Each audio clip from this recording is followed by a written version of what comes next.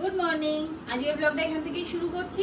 সকাল এখন 9টা বাজে। আজকে অনেক সকালে ওঠা হয়েছে, প্রায় 5টা। তখন আজকে যেহেতু কাজ আছে, কাজ হচ্ছে জামাইদা এসছে আজকে কাজ করতে আমাদের সাথে। কারণ যেদিন একটু বেশি বড় কিছু বাল্কে অর্ডার থাকে আমরা একটু জামাইদাকেই বলার চেষ্টা করি। তো চলো তোমাদের দেখাই আগে কি কি রান্না হচ্ছে। এসো জামাইদা, কত দূর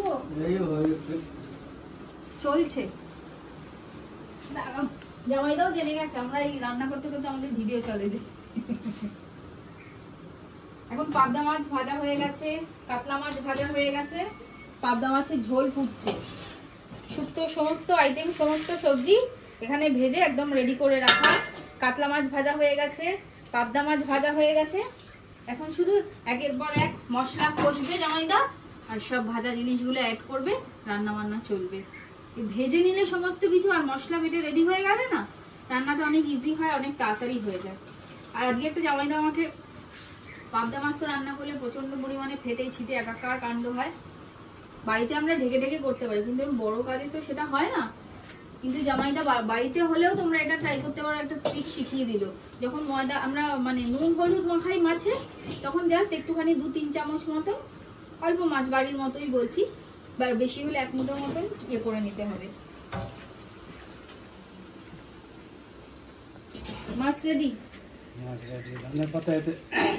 ধনে পাতা আমি দিয়ে দিচ্ছি। যেটা বলছিলাম, নুন হলুদের সাথে একটুখানি যে ময়দার পরিমাণটা বললাম, ওরকম ময়দা একটু মাখিয়ে নিয়ে জাস্ট ভাজবে। তাহলে মাছটা ভেঙেও যায় না, একদম সোজা, একদম সটাম লম্বা লম্বাও থাকে। আর মাছটা তুলনামূলক অনেক অনেক কম ছিটে আসে, ছেটে না, ও ভেতরে তেলের মধ্যে ফাটছে, কিন্তু ছিটে আসাটা আসছিল না। কিন্তু এটা একটা ভালো জিনিস আমি শিখলাম। রান্না বান্না প্রায় কমপ্লিট, তাই তো জামাইদা? কমপ্লিট। ভাত আর পাপড় ভাজা বাকি। কত তাড়াতাড়ি, মাত্র 10:30 বাজে, তার মধ্যে সব কমপ্লিট। বলে দিই কি আছে। এখানে আছে দুধ শুক্তো, এখানে ভেজ ডাল, এখানে পাবদা মাছের ঝাল, এখানে এই যে এটা একটু দূরে হয়ে গেছে কাতলা মাছের কালিয়া, আর এই যে এখানে টমেটো খেজুর আমসত্ব দিয়ে চাটনি, টমেটোর চাটনি আর খেজুর আমসত্ব দিয়ে। এটাই আমার সব থেকে বেশি ভালো লাগে। আর এরপর ভাত হবে আর পাপড় ভাজা হবে, তাহলেই কিন্তু এই যা ডেলিভারি যাবে সে রান্না পুরো কমপ্লিট হয়ে গেল। জামাইদা অনেক সকাল সকাল এসে সব করে দিল বলে কত তাড়াতাড়ি হয়ে গেল। আমি যদি একা করতাম তাহলে অনেক বেলা হয়ে যেত। যাই হোক, কাজকর্মগুলো সাথে থাকি। এই যে আমাদের দুটো কেরিয়ার ব্যাগ প্যাকেট সব রেডি, খাওয়ার একদম তৈরি বেরোনোর জন্য। আর এদিকে বাবুও চলে এসছে। হ্যাঁ, তোরা দুজনে একটু ধর।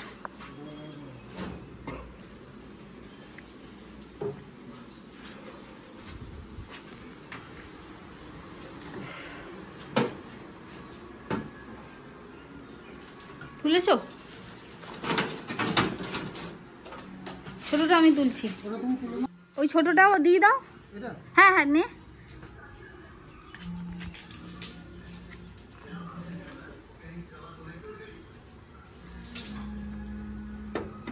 ব্যাস।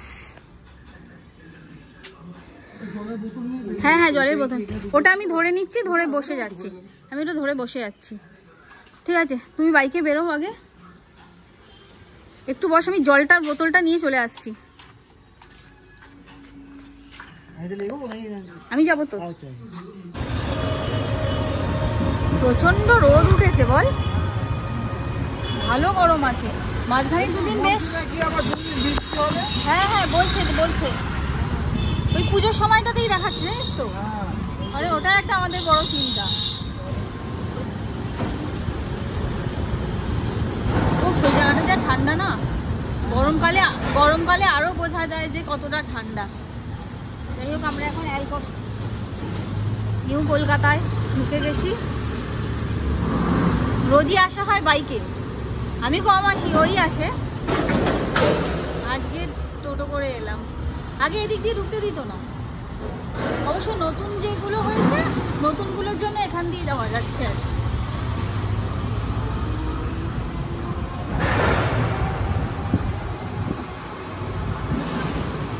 আমাদের খাবার দাবার দেওয়া হয়ে গেল। এবার রেগুলারের যে ডেলিভারিটা, সেটা ওর বাকি আছে এখনো 1-2 জায়গায়। এখানে আগে তাড়া ছিল তো, সেটা দিতে দিতে বেরিয়ে যাব। এই সময় তো আমার বেরোনো হয় না।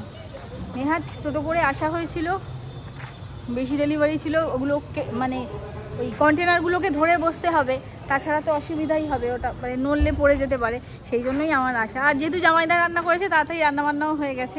চলো চা খাবে গো, আমার না প্রচণ্ড খিদে পেয়ে গেছে। এখন আমরা শেওড়াফুলিতে চলে এসেছি হাটে ফানুস কিনতে, ফানুসের খোঁজে। কাজকর্ম হয়ে গেছে, অথচ খাওয়া দাওয়া হয়নি। ফানুস নেব। খেয়েছো ফানুস? করোড়পতি হবো, করোড়পতি। করোড়পতির দাম কত? হ্যাঁ, দু রকম 3 রকমের কালার দিন না, একই রকম কালার হয়ে যাচ্ছে। মানে 520 টাকা দিলে করোড়পতি হয়ে যাবে। হলুদ নেই, 2 রকম কালার দিতে পারতেন। কি কালার? সেই আবিরের গোলাপি কালারটা। দেখো ওই দেখো বাসন রাখার ঝুড়ির মতন আলু পেঁয়াজ রাখে না ঝুড়িগুলো, হ্যাঁ ওইগুলো দিয়ে বানানো। অসংখ্য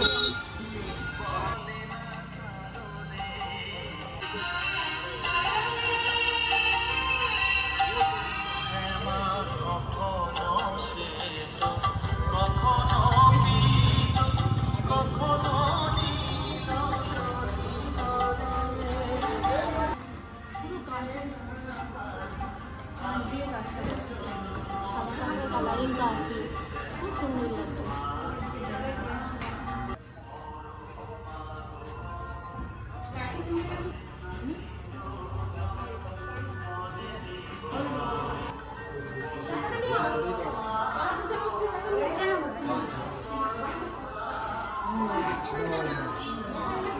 ঠাকুর দেখা হয়ে গেল, যা কেনার কেনাও হয়ে গেল। এবার বাড়ি যাই, কারণ প্রচন্ড খিদে পেয়ে গেছে, প্রচন্ড গরম, আর ভালো লাগছে না। পরে দেখা হচ্ছে আবার। তোমরা তো দেখলেই শেওড়াফুলি থেকে ফানুস কিনে তারপর দুপুরে বাড়ি গিয়ে ফ্রেশ হয়ে খাওয়া দাওয়া সেরে বিকেলের ডেলিভারিটা তাড়াতাড়ি দিয়ে তারপর আমরা কিন্তু কন্যাগর বাড়িতে চলে গেছিলাম। ছেড়ে দাও, ছেড়ে দাও, ওরেনি ওরেনি, আর একটু ধোয়া হবে।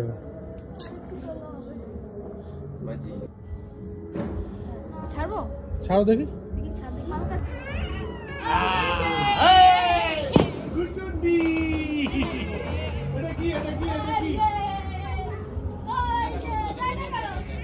টাটা বলো, টাটা।